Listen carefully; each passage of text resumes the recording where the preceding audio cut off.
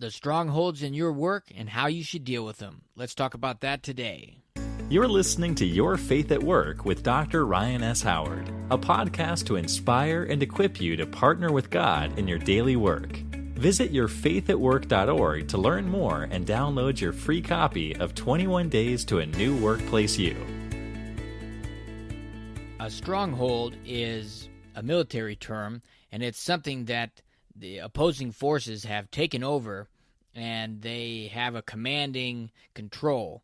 And it's something that they have access to, and it's something that they can do what they want from there. They can manipulate areas, whatever they need to do from there. It's just a base that they have set up inside, a lot of times, their opponent's camp or their opponent's territory.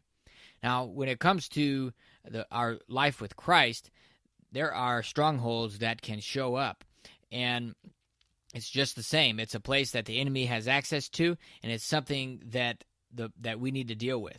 Now, the Bible is clear that we have an adversary, and he wants the worst for us. We're in a battle, and we can't let the enemy continue to hold ground that we know about. We need to deal with it as soon as we see it. And so, what are some example strongholds?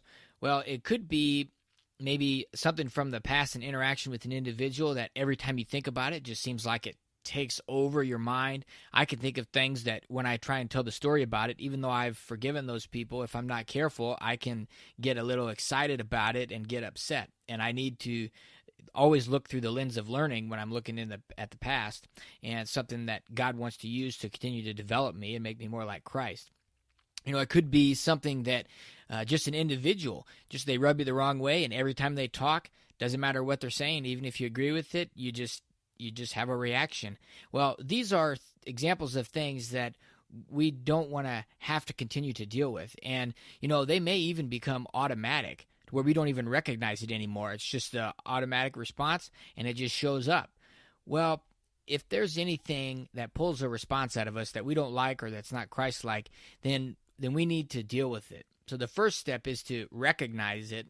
That's the first step to solving the issue. And we need to know that God's not disappointed in you, and he's not surprised even, but he never wants us to stay the same. He wants us to come to him. He wants to help us wage war on that stronghold.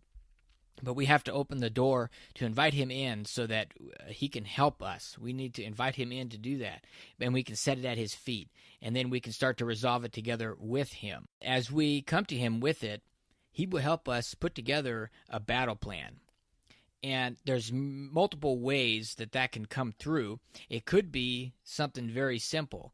For example, I've had times where just me recognizing it removes it, and God can just deal with it that quickly, and it's just not an issue anymore.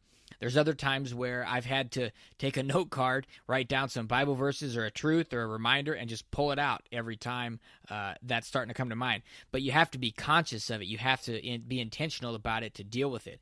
And God will work together with you to give a plan to where you've got something to do and he's got something to do. And what he has for you to do may just be to walk by faith. And everything that he wants you to do includes walking by faith, but we need to trust him to deal with this. But we know that he doesn't want us to stay continuing with this stronghold. We need to take that territory back for us so the enemy doesn't have access to it, and so that we can continually represent Christ the way that he wants us to represent him, the way he designed us, created us to, and also that we can enjoy that wonderful intimacy and relationship with him. That's what we were created for, and strongholds get in the way. The enemy wants to distract us from what Christ has planned for our lives and what God wants that's best for us. So get alone with the Lord and see what he wants to deal with you to help you be set free from, so that you can enjoy that seamless fellowship with him. Thanks for listening to Your Faith at Work with Dr. Ryan S. Howard. If you enjoyed this podcast, we'd love for you to subscribe, share, and leave us a review. Be sure to visit yourfaithatwork.org to download your free copy of 21 Days to a New Workplace You. And remember, God wants to partner with you in your work every day.